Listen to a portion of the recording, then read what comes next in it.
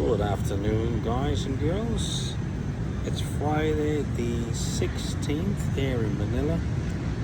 Very quiet day, extremely quiet actually for a Friday. It's about 4:30 in the afternoon. Just did my work and I've walked back towards what's like a little commons area, greenways. And this area is actually, they're laying out the tents and the food court on this green or on the commons, and I'll show you that in a minute. But it's like they're ramping up to do this. It's about, I would say, maybe 20 of these tarpaulins and these tents with food, all food. Most of it, they got some jewelry stuff, but the majority is a range of foods and drinks and orange drinks and juices and things, you know, squashes and ice cream. And everybody's getting used to this place because this happens on regular basis. As every weekend they've got sometimes live bands. I've seen like a 4-piece Filipino band. I've seen duos singing and instrumentals. So it's a nice kind of social atmosphere you get here. And it's in this whole greenfields area. They've got like exercise areas like for wall climbing, jogging, a lot of jogging. I've seen 10K and stuff like that here as well. I've seen people doing archery. They've got even like a mini car racing track in the building. So you've got like a model for what they have at the race, and the guys are building these cars that are battery operated, and they charge them and put them on the tracks, and they burn out quickly in like 20 seconds and the battery is gone, so they have to do more again. What else is there? A lot of people run around every evening, and especially now it's the weekend, they're going to be doing like 2K, 4K, 5K marathons around here, and it goes on like for about 3 or 4 hours. But apart from this place, which as I'll show you here, it's a common area, and you know, the youngsters are coming out from school, and here's a new coffee shop that's being built. Another one. You see two coffee shops. There's like an Iranian kind of food shop there with a small bar. And there is this other coffee shop here. So why you'd have two coffee shops that close, I have no idea.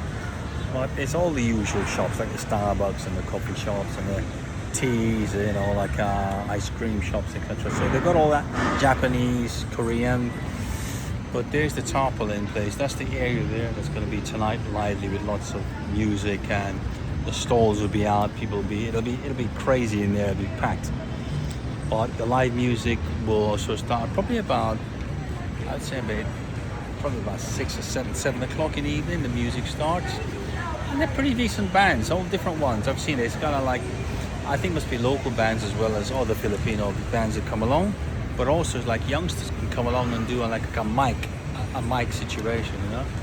And literally behind this building here, there's another food truck, and it's like a food court, not with the tents, but it's vans, and the vans are sited on a block, and that block it's got chairs in the middle, just like this place has, but it's got the chairs in the middle. You got a covering as well. Again, they've got a DJ or a live band on the weekend. But it's really socially attractive and something to do for, you know, the local people here and people who are passing through, of course, right? But yeah, I just wanted to update you with that. Roll on Friday evening and just relax and enjoy the day. There's not much else to do. But other than being focused on your objective, which is whatever you're doing here in the Philippines, is to have some kind of either a job or a remote activity, or you know, maybe you're a trainer or a teacher or something like that, or you work for the call centers around there. There's a lot of call centers here. Is that there's always something that you can do, and as long as you have a particular skill or a job, should we say transferable working knowledge job, you'll be all right. So yeah, so this is really all I wanted to do, is to give you a little bit of an update for the weekend. And it looks quite a nice day. Though it's cloudy, that'll be gone in a few hours, and then it'll be clear again. So it's very transient. It moves through very quickly. So anyway, I'm feeling like I just want to lay down and go to sleep for a while. But it's nice just to be out in the open. I was in the mall. I was doing my stuff, my writing, my editing, reading some news, looking at what's going on with the Americas and all this stuff that's really just profoundly disturbing what's going on globally. And I don't know. I don't know where we're heading with all this, but it seems to me like the values of humanity is just going down the tube. It seems like no one really cares for anything. The social bond or whatever level of social bonding we had before has just evaporated within the last 6 months, I'd say. And it seems to me that no matter where you go, whichever country, it's funneling through, it's seeping into all countries. And it's obviously an epidemic of some kind of attitudes or societal disarray or chaos or erosion, corrosion, whatever you want to call it. All this shit is happening and it must be fed through social media. I don't think this is all happening on a standard level. Say you're in one country, say 20 years ago, something's going on there, it's very rare that it's going to travel through to other countries. But social media has created a bigger network, which then actually gives more rise more rapidly to that networking disadvantage or difficulties that seem to happen. So something happens here, it travels to England, other parts of America, Latin America, Eastern Europe, and vis-a-vis. So when something happens in America, you get people like Elon Musk with Grok and X and Twitter and what is the other one? Facebook. They all give off such terrible vibes and a narrative that you're seeing that they're emitting through these sites, which primarily are by tech bros and people with money. This is not the ordinary guys who run the stuff. These are the tech bros, the oligarchs, the billionaires, millionaires. These guys are trying to control the narrative with everything. If you write about something that's good, it very rarely gets seen. You write about something that's tragic or something that's, confrontative or aggressive or anything like that seems to operate adversely to humanitarian things or societal values and qualities. That stuff that stuff rises to the top, like shit rises to the top every time. You just go on X. I was on X a few minutes ago and I thought the stuff I'm seeing on there, people are saying is like there's no rule, there's no borderline, there's no demarcation line for anything. It's anything said anyhow. And again, we go back to these tech bros like Elon Musk and Zuckerberg. If they don't like, right, because of the analytics and so on, if they don't like what you're writing, they just ban it.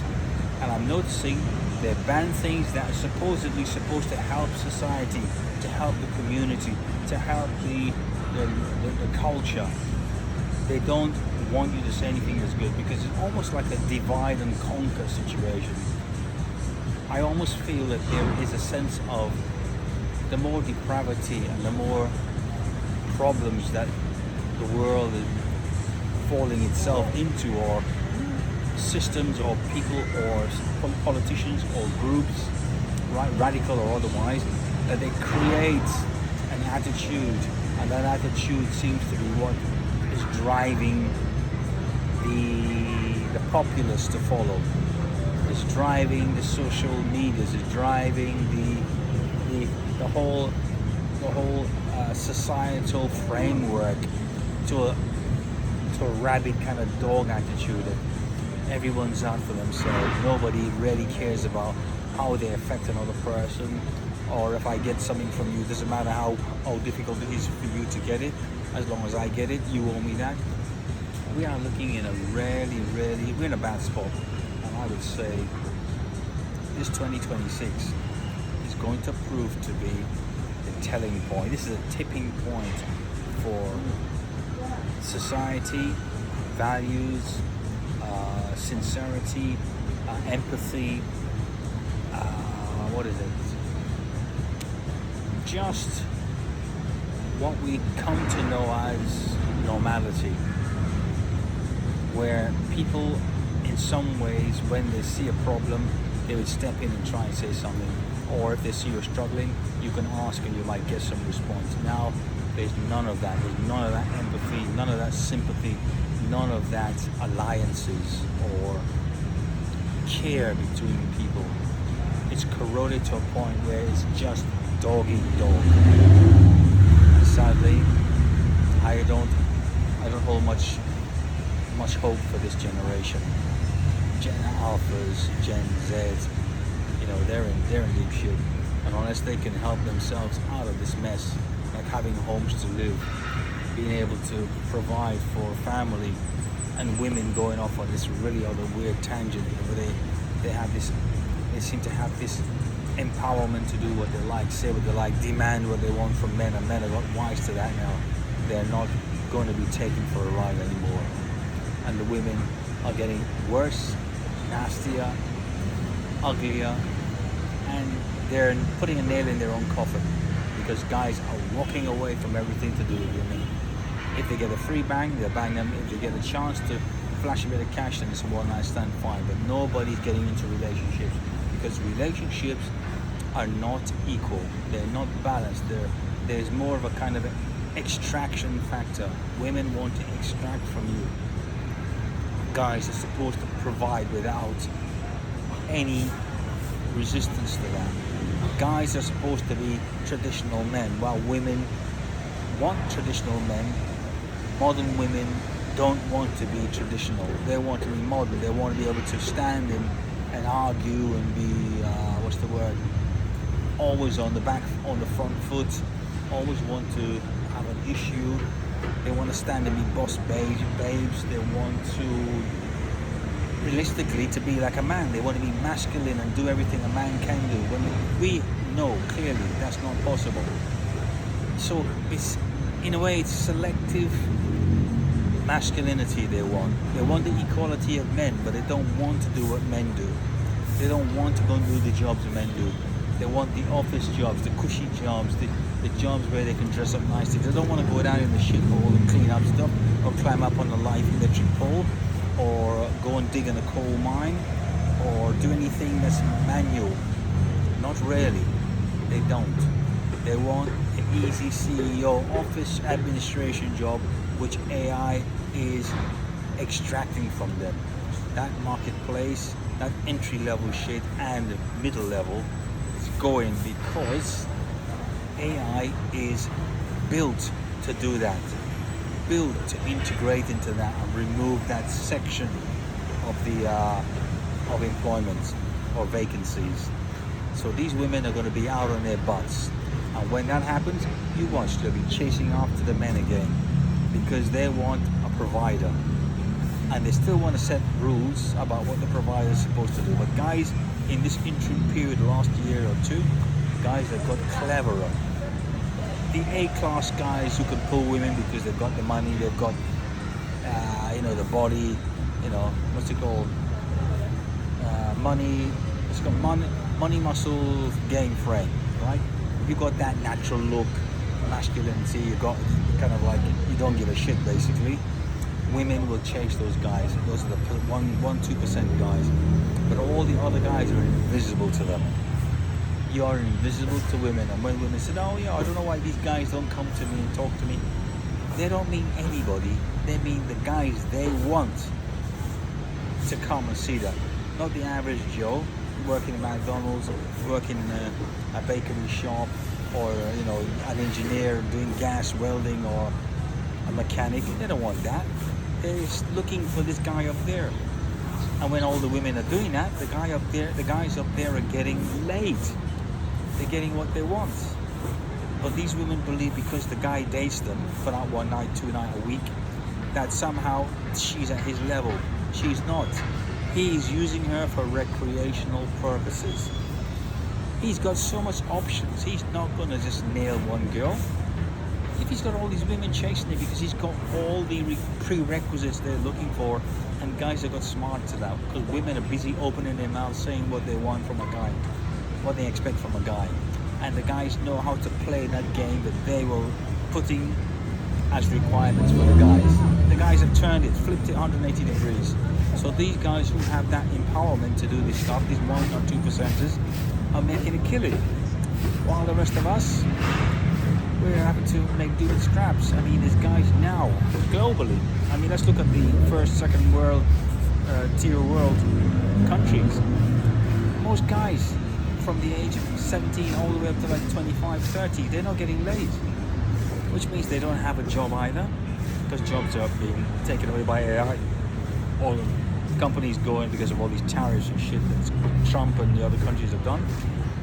All these countries are finding their male age between 16 to maybe even 30 and not getting laid, or if they are, it's very infrequently, because they've been overshadowed by the 1%ers. They've been overlooked by the women who say, we want a good man, we want a nice guy to look after us. No, you don't. That you have to read between the lines. They don't want a nice guy. They want the bad boys. They want the boys who's gonna give them the tingles, even if it's just short term, right? Give them the tingles, keep them on the edge, keep them unsure about what to do. These are the guys they're chasing. But the guys who want to put the time in, who want to create a family, maybe make a relationship, they're not getting a chance, because these women have got these predetermined levels that they believe they're entitled to. You're not entitled to anything. And this is where they're going to come a cropper, because they believe they're entitled to these guys who've got money, who's got wealth, who's got a business, whatever, right? But these guys know it, and they're making full use of these women's intentions that they believe they're winning from these guys. The guys are giving them enough to bed them, right? Another notch on the bed, and then the guys are off, because he's got choices. Women, you need to wake up. You know, I mean, I'm an experienced guy, been around the world, and I'm seeing this all over. China, same thing. Their extortionate amount of dowry they want, and they're realizing now the guys are not even interested, because they cannot afford it. They cannot have a house, have a car, provide for them, right? Pay dowries to their families. It's not happening. So it's a domino effect. And as I was saying earlier on, this domino effect is coming through media, be it internet medias, be it the Facebooks, be it social media, be it WhatsApp, WeChat from China, you know, you name it, LinkedIn, all this stuff. It's the same thing.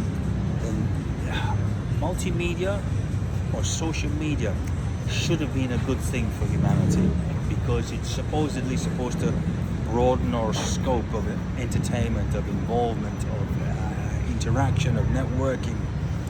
You know, it has, but it has a serious disadvantage, is that everyone believes that what they're seeing out there, they're entitled to, that they can get it just as easy. And lots of these people are finding themselves falling into very big holes. You know, I don't know what the answer is to this, but I do realize that we have shifted away from what would be considered as a norm to a sub-norm. Not a heightened norm, a sub-norm, where the more we have in terms of technology, what's it called, technology, engineering, or the what's it called, the STEM technologies. This should be making life easier. This should be making the future generation much more feasible to set up their lives, to create things. It's not happening. Instead, it's becoming a negative. It's actually impacting in a negative way. Now we're getting people out of jobs. We're getting companies closing. We're getting AI taking over workplaces. This is not ending well, and 2026 is going to show us how bad it is. And if we don't fall into a World War III, which is very likely, I think we're going to see a rather disruptive, corrosive, anti-society, chaotic, what should I say, like a playing field in every country, where no one is going to care about their neighbors or the other person who's not really able to defend themselves, or those who have not necessarily wealth, but they have a position, will take more advantage of those subordinates, and it's going to be ugly. So this is not the sort of topic I was going to cover, but I couldn't help bringing it. It's floated to the top, just like the shit that's floating out there. Is that just button the hatches down, guys, and whatever age you happen to be, secure your investment as best you can. I would actually say, as much as you can, stay away from women unless you've got one good at the moment and you know she's good. You're walking into a firing line if you start dragging yourself into a woman, chasing a woman, trying to provide for her in the hope that she'll stay with you. Women are monkey branches. Women are hypergamist. They will jump from one guy to another, no matter what it is. It's a price. She sees better, she's off. You give her a reason with an argument or anything now, because of the feminist thing going on, she believes she's entitled to better. And if you can't match that better, your history. She's moving on to the next guy. This is the life we live in. This is the society that we're looking at that's degrading, almost on a precipitous fall. I have no idea where it's going to end, but we're going to see at the end of this year just how pathetic it's all going to be. And I hope no one gets, well, I'm sure there will. People will get hurt. There'll be wars of one kind or another. There'll be immigration issues, as you can see, is flaring up everywhere. And I think sectors of the world, certainly on an immigration aspect, section of the community, sections of cultures, of colors, are going to have to face a lot more difficulties. But on the other side of that, white people or sovereign, so-called superiority race are going to find that they're not so superior after all. That they're going to find themselves like the minorities, facing a very tough choice, a difficult situation, hard wars, no jobs, no food, can't provide for your children, no health care. And that's when they're going to realize it was never about immigration. It was about the powers that be, those who wield the big stick, those who have wealth, who have businesses, those who control the narrative, control the politics. Politicians are just there. They're a front. They're never the real persons. They're just there to make you think and everything's cool. But it's the guys with the power, the corporates, etc.